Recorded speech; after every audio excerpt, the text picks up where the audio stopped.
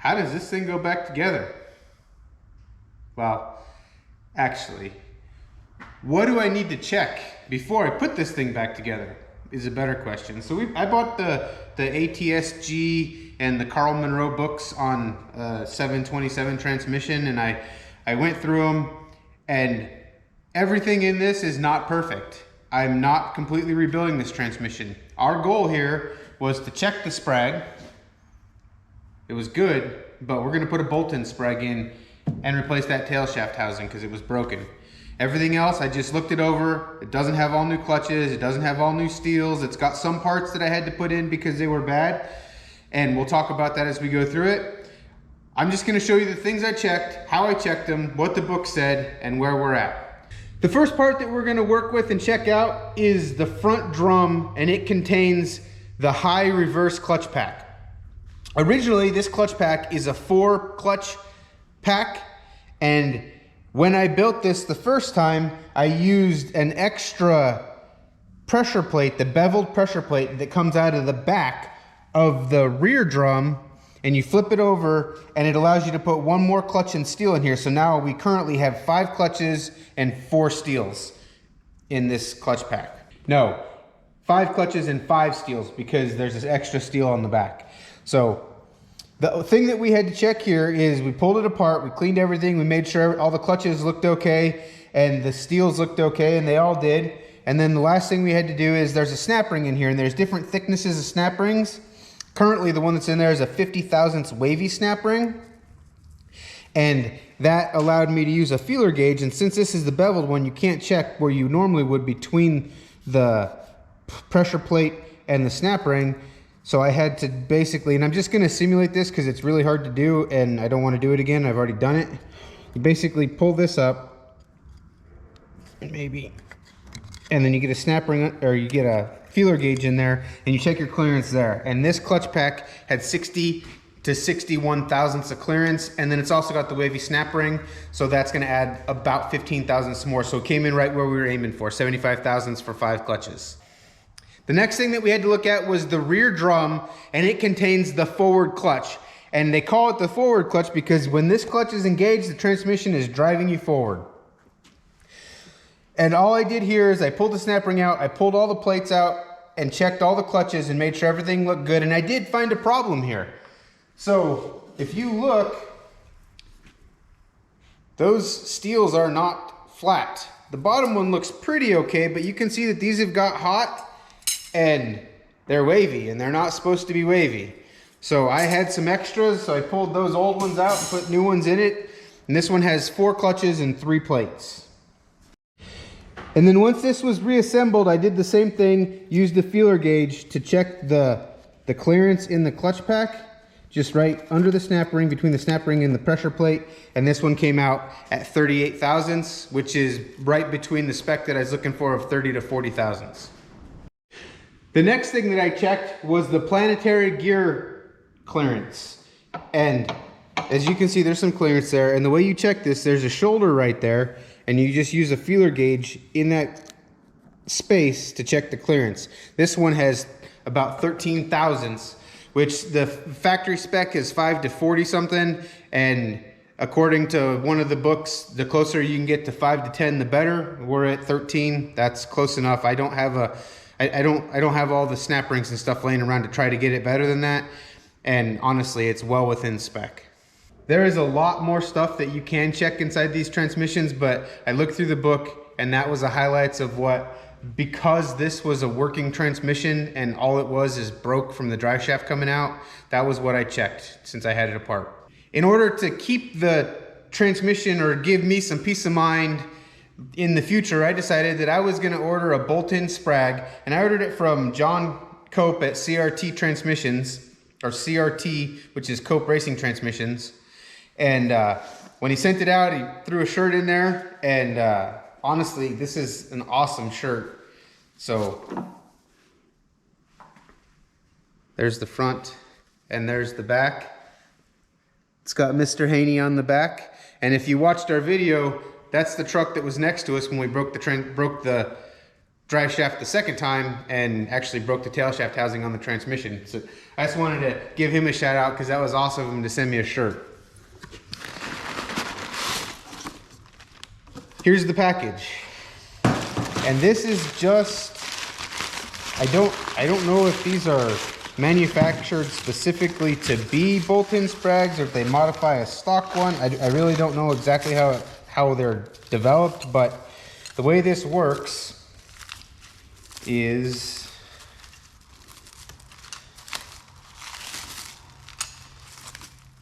there's our new rollers and our springs for the sprag, and then these must be the bolts for installing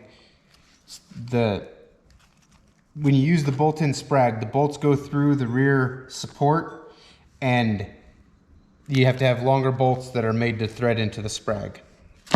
So, and then this is so this is an extra, I guess he sent me. If you couldn't read it, it says 2022 No Name Nationals first place winner in the drive shaft class. Technically, Chad got there first. Yeah, he did it. He did, but I did it twice. So thank you to John for that. That's pretty cool. But here's the. We also put our name on the sprag, so we'll have that. That'll forever be memorialized inside this transmission. Now to the sprag. He has a great video on how to install it, so I'm gonna let him teach you if you want to install one, and we're just gonna get it installed. The next thing, after we've got our bolt-in sprag, they call it a cam as well, but now that it's bolted in, we tightened our set screw, everything's ready to go. Time to put the overrunning clutch in. And you start by putting the race in the middle. At least this is how I understand to do it. The book doesn't actually have any instructions on this part of it, so we're just gonna run with it. This has worked in the past for me, so.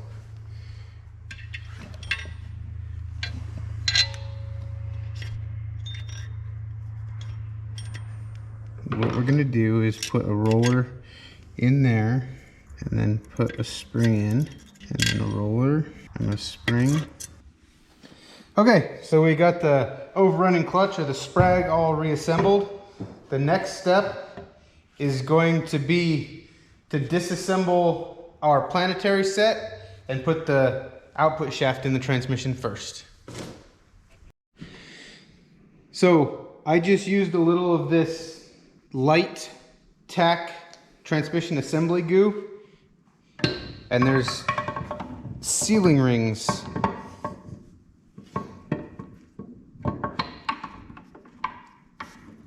Oh, I forgot to put some. And I'll put a little on this surface here where it goes into this. It rides, it's like a bushing in that support. And they sell rollerized bearing ones, but this transmission is not that fancy.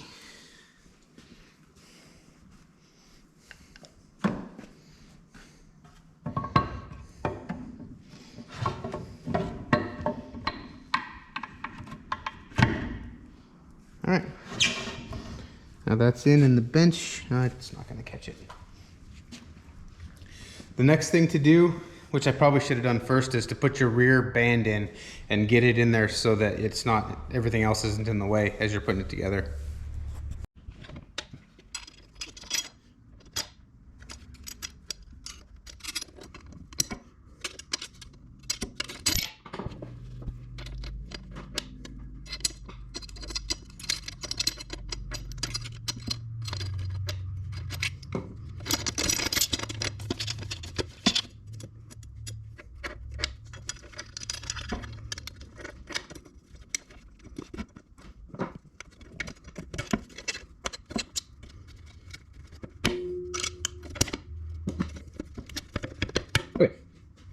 That was a pain.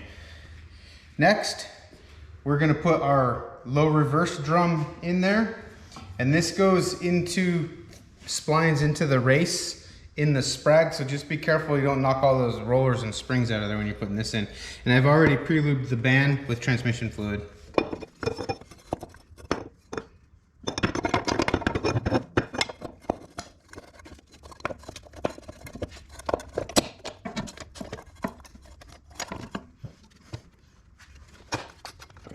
It should go all the way in. You'll see the witness mark on here from where the band was riding.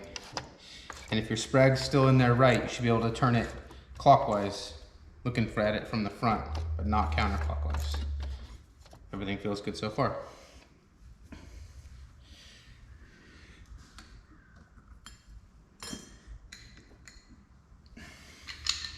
Next is the rear annulus gear. And it threads onto the input shaft, and this little washer or spacer that's in there is also threaded onto the output shaft, sorry. After that is your rear planet, and the rear planet is the one that has the lugs on the outside.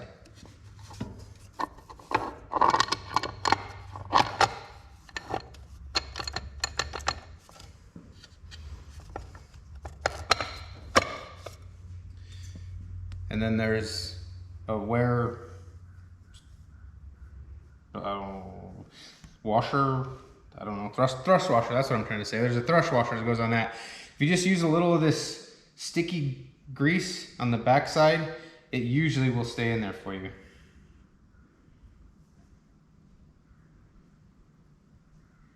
And then I always put a little on the front for pre-lube purposes.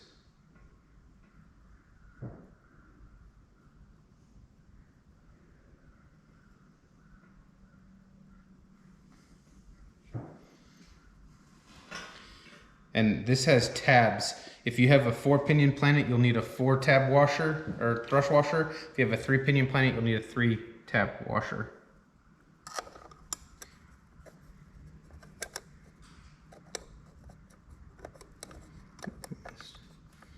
It just goes in like that. Next is the sun gear and the sun shell.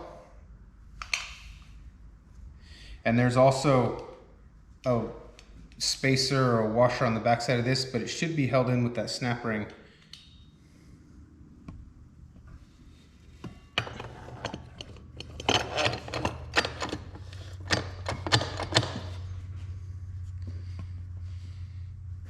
There's a 3-tab thrust washer that goes on the sun gear, or on the sun shell.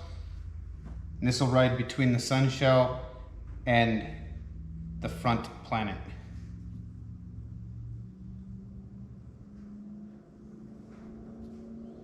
And again, I'll just use a little grease on the back side of it.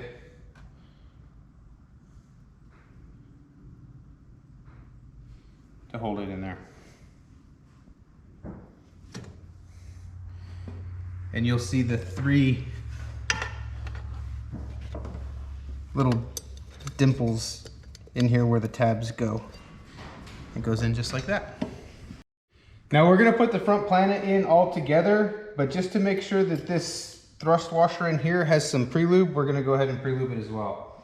And again, I'm just using the same blue assembly goo.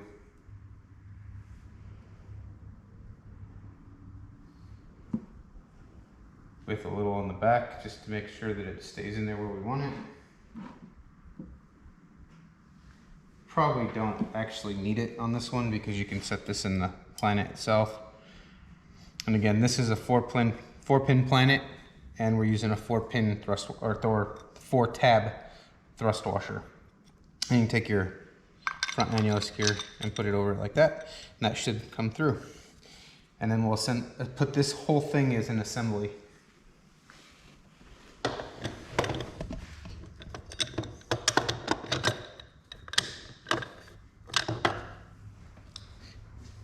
We'll try again.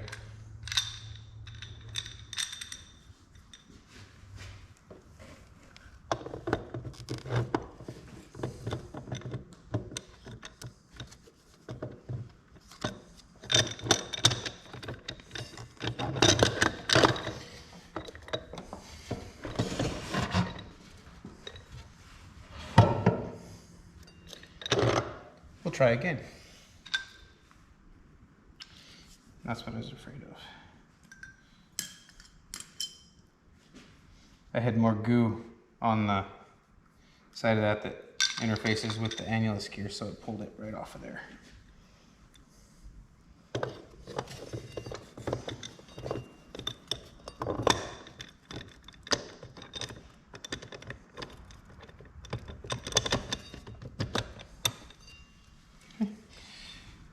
And then there's a snap ring, and this is a selective snap ring, which means that they make them in different thicknesses to set your planetary lash, gear lash. And like I said, we had 13 thousandths, so we're gonna use the one we used for that.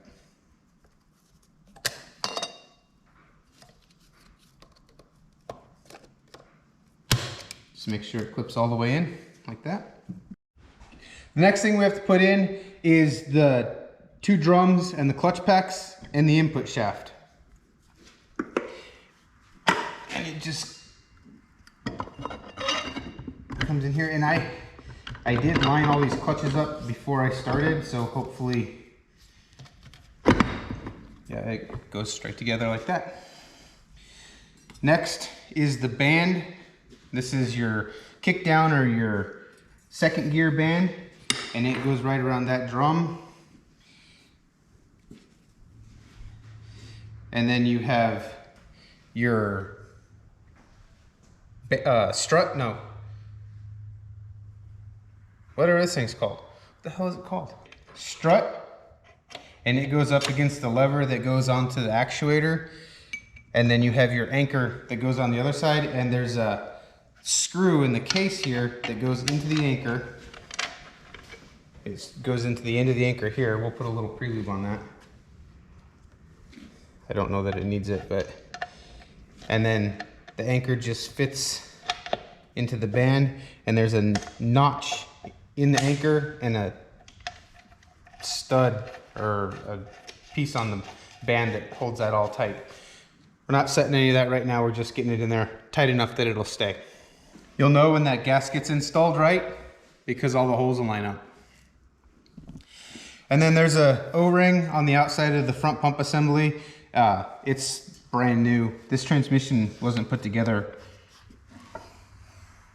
I don't know, well, it doesn't have 20 miles on it since it was put together, so I'm gonna reuse it. And one thing that I haven't been talking about, that this isn't a tutorial, this is just me putting this back together and showing you what I'm doing. But inside all these surfaces, or all these parts, there's bushings and thrust washers and wear items that you need to check. And like I said, this is not a tutorial. I'm not smart enough to make a tutorial on this. This is just me putting this one together for your entertainment.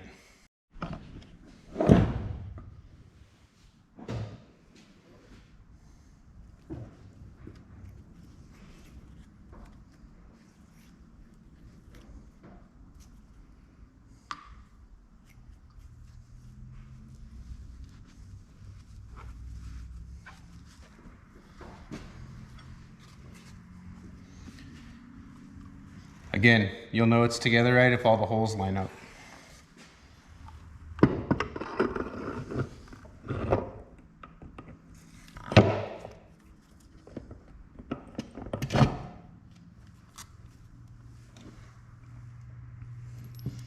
There's little sealing washers on all these bolts.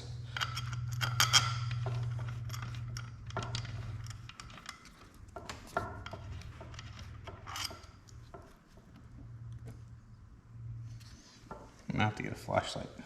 Now all the bolts are in the right place, and there's a cover that goes over the vent on the top up here.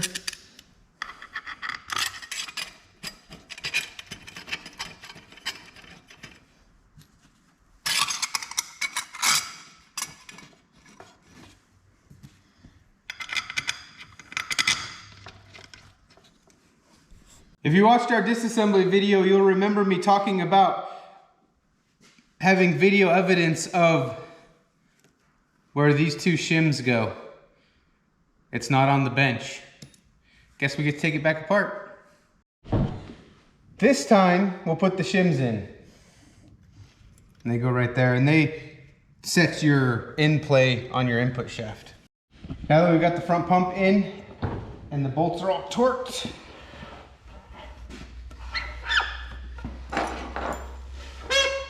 We're gonna stand the transmission up.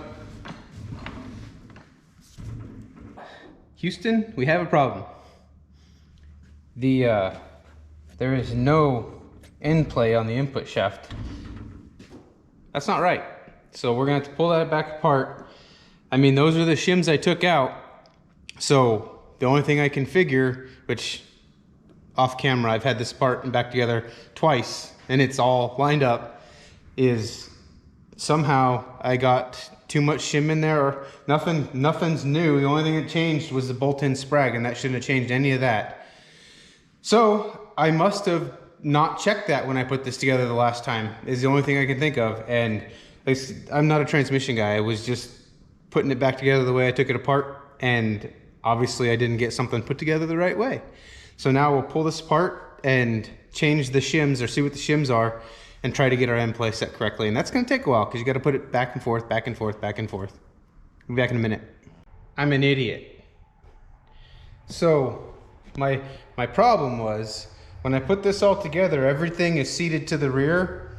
Well, the first thing you have to do to measure the end play correctly is pull that front drum forward, and I wasn't pulling hard enough on the input shaft with the transmission in that downward angle to get the front drum where it needed to be. So now I took out a 40 thousandths shim, and I have 125 thousandths of clearance, which is 40 thousandths too much. So guess what I'm gonna do?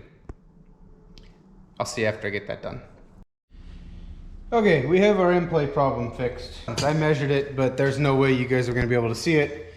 So trust me, you don't care, it's my transmission. The next thing we have to do is adjust the bands. The rear band, according to the book, is 72 inch-pounds, back it off 2 turns.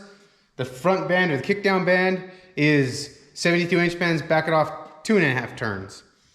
I don't have a torque, well, I have a torque wrench, but I don't have any tool, any socket to interface between this and my torque wrench. So I'm gonna guess, and this has worked for me many times, but you should do it the right way, or risk the consequences of not doing it the right way, I guess. So what I'm doing is I'm just tightening it up and just kind of snugging it. 72 inch-pounds is 6 foot-pounds. That's not very tight.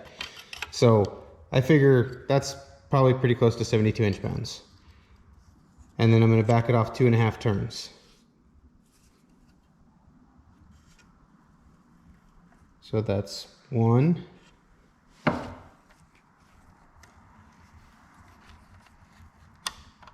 2.5.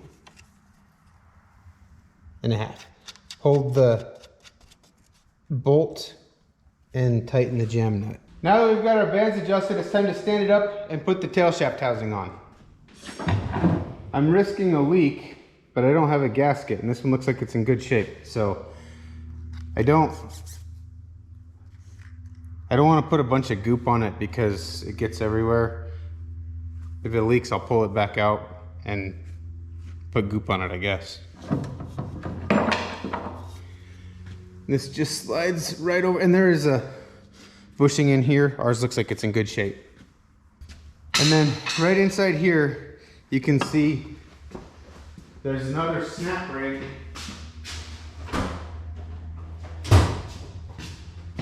that you have to spread, and it locks into the groove on that rear support bearing.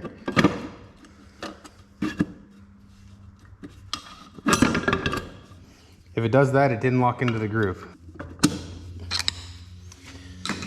Now it's locked into the groove. Last thing to do is put all your bolts in, and then even though I'm not going to use the speedometer in the truck, I'm going to go ahead and put this gear in there because there's a chance that this transmission goes in something else and I might want the speedometer. So you have to look on here. That says 27. So then there's a little mark there, and then that lines up with the appropriate set of numbers.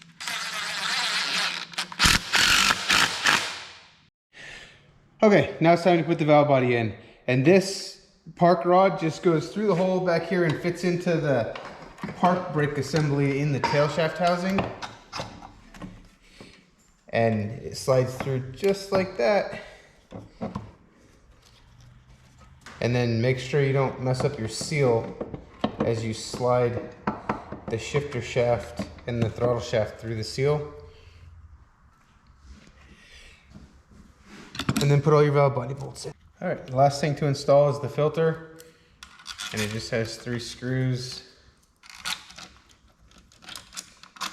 And only one way everything will line up. This is one of those, it's like a rubber impregnated cork gasket. And I honestly don't even remember where I got it from. It was in my box of parts. I really like it. The one that was on this transmission was cork, like straight cork before, and it always had problems with the bolts loosening up and leaking, and I probably wasn't tightening it tight enough, but these ones seem to have a lot better luck with. The gasket's gonna hold all the bolts, so we're gonna go ahead and shove them all through there. No, I'm gonna leave these 2 bolts out because they're the ones that hold the shifter bracket.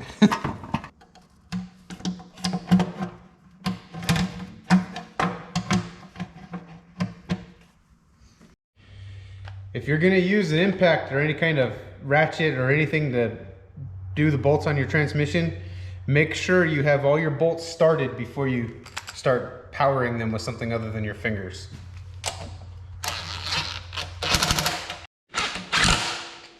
It's very easy to strip those bolts out, and then I always go back with a ratchet and kind of evenly tighten them, torque them.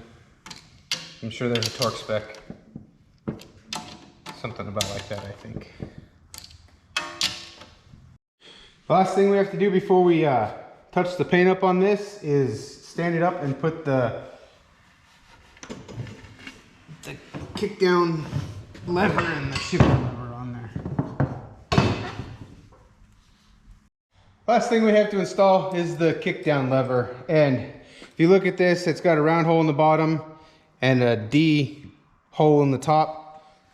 You can only put it on one way. It only goes on the right way. And that takes a 7/16 wrench. The savviest among you will notice that when I was putting the valve body on, I didn't get the park rod quite in the little receiver slot back here where it goes between the park pawl and like a metal piece that kind of directs it in there. It must have got stuck in there and it pushed it out of gear. So then when I went to test that it would shift, it wouldn't shift. And I had to pull the pan and the valve body back out and fix it. Now it shifts. Probably check that before you put the pan on. Be a good idea. And park works. Last thing we're gonna do is clean the bench off. Put a towel under this, spray some brake cleaner on it to get the oil off of it, and then we're just gonna shoot some black paint on it. Then it'll be ready to put back in. I'm not a transmission guy. You definitely can tell that if you paid attention watching this video. But I bought a book. I've done several of these, but I've never actually followed the book and checked all the stuff that you're supposed to check. So hopefully it works. Time will tell. But if you buy a book and you take your time and you be careful, you too can build any automatic transmission, really, as long as I sell a book for it. See you soon.